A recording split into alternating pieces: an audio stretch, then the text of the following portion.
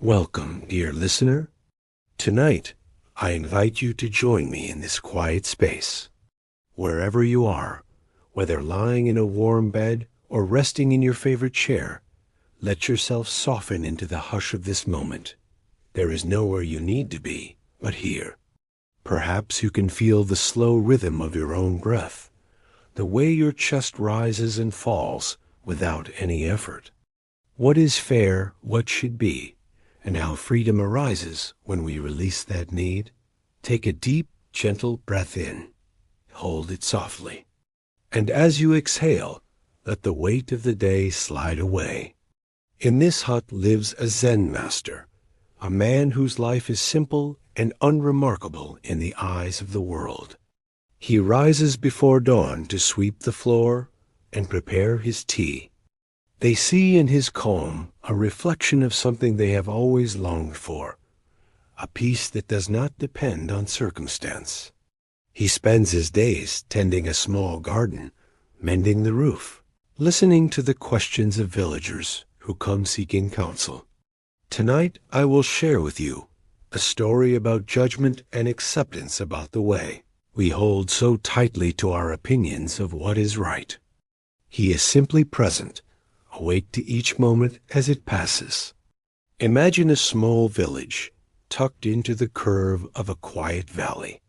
In the evenings, the roofs of the houses catch the last orange light of day, and the air smells of wood smoke and earth.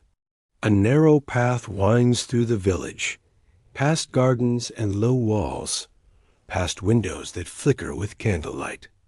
At the edge of this village stands a humble hut, its walls made of plain boards, its door left unlatched to the night air. He does not think of himself as wise. He does not see himself as separate.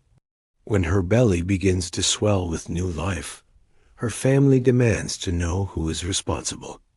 Afraid and ashamed, she blurts out the first name that comes to her lips, the Zen master.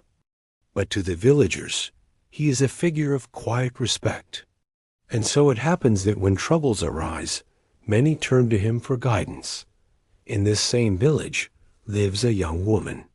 She is bright and curious, but she has made choices she cannot easily undo. When her father first asked who was responsible, her heart had pounded so loud she thought it might break her ribs. Shame and dread tangled together in her throat. Her words fall like a stone into still water, sending ripples of outrage through the village. How could this be? They whisper. The master so pious, so respected. Rumor becomes certainty. Certainty becomes anger. A group gathers at dusk outside the humble hut. Their faces are tight with judgment.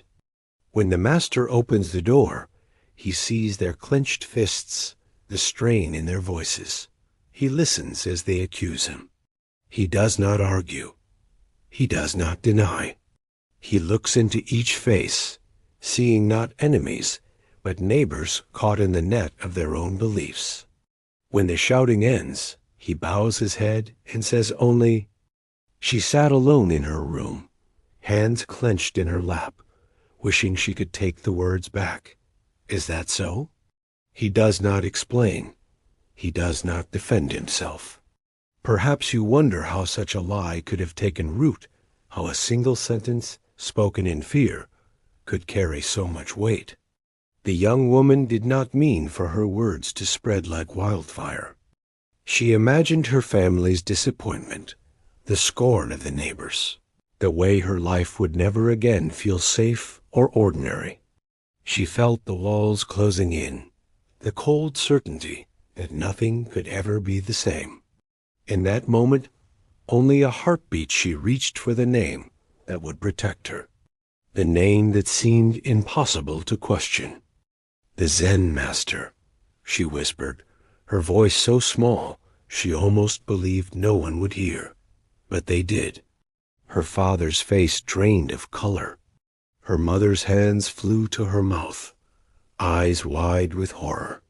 In the hours that followed, the house filled with the murmurs of relatives, the rustle of neighbors passing close to the door. But the lie had already taken shape, a dark seed that could not be unspoken.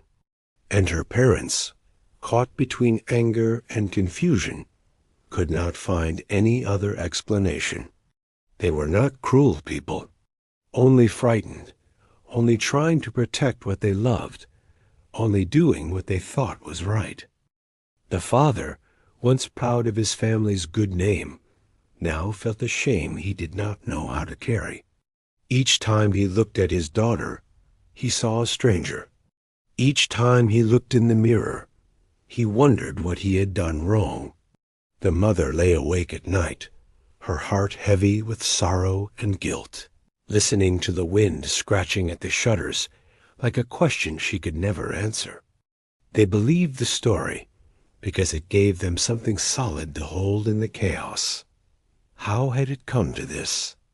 And so, when the baby arrived, their grief turned to certainty. Better to place blame than to face the ache of not knowing. Strangers passed by his hut with narrowed eyes. Old friends turned away.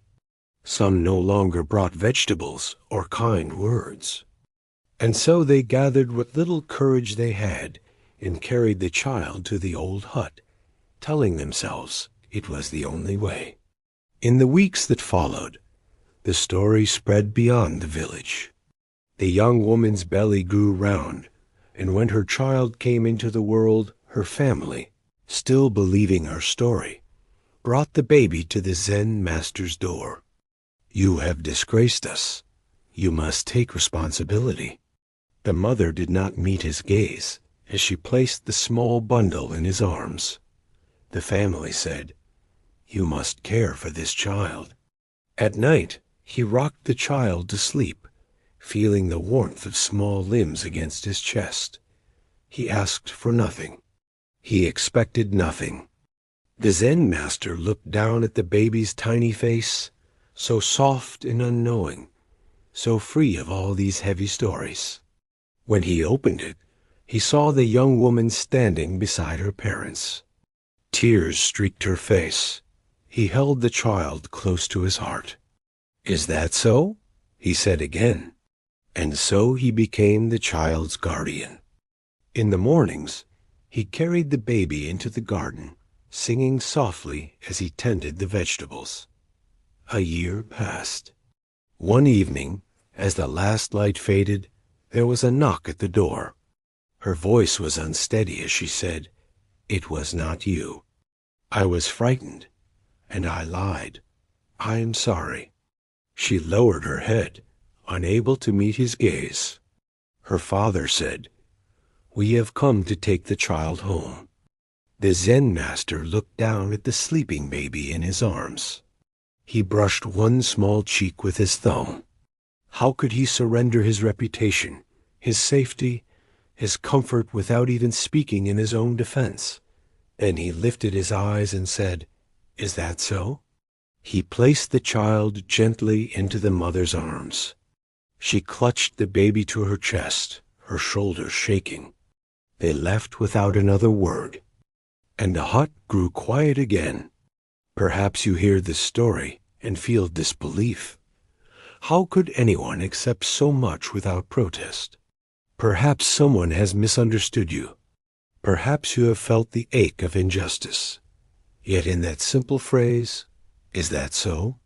lies a freedom most of us have never known. Freedom from the need to be right. Freedom from the hunger to be understood. Freedom from the fear of being judged. How much of our pain comes from struggling to defend our stories? Picture the Zen master sitting there, his hands resting in his lap, his heart untroubled. As you exhale, feel the edges of your own stories soften. How much energy do we spend proving we are good, worthy, innocent? What would happen if, just for a breath, you released the need to explain? Perhaps, dear listener, you have carried your own burden of judgment. Or maybe you have judged yourself more harshly than any voice outside you ever could. Tonight, I invite you to consider what it would feel like to rest in a quiet beyond blame, to let the world say what it will, a way of loosening the knots that have bound you to anger and sorrow, to know that your worth does not depend on any story others tell. Close your eyes now, if you haven't already, and imagine the humble hut in the darkness. See the faces at the doorway, some accusing, some weeping, and feel how little their judgments touch the vast stillness within him. Take a slow, easy breath. Inhale, and let your chest open like a window. Exhale, releasing every argument, every explanation you have rehearsed. There is nothing to prove in this moment, nothing to protect, nothing to defend. If you like, you can whisper to yourself, "Is that so?" Not as an act of resignation, but as an opening. Perhaps you will feel a small space inside you begin to widen, as though some old burden has finally been set down. Stay here as long as you like, breathing, resting, letting this quiet expand. When thoughts return, and they will greet them with the same gentle curiosity. Is that so? Then let them pass like clouds across a wide sky. You do not need to control them. You do not need to hold on. Tonight, as sleep draws near, may you feel the ease that arises when you no longer carry the weight of every story. May you remember that who you are is not defined by the judgments of others or the judgments you have placed upon yourself. You are not your reputation. You are not your fear. You are not your past. You are the quiet awareness that sees all things and clings to none. Sleep well, dear friend. Let your dreams be as spacious as the night sky, as clear as the silent heart of the one who simply whispered, "Is that so?" Good night.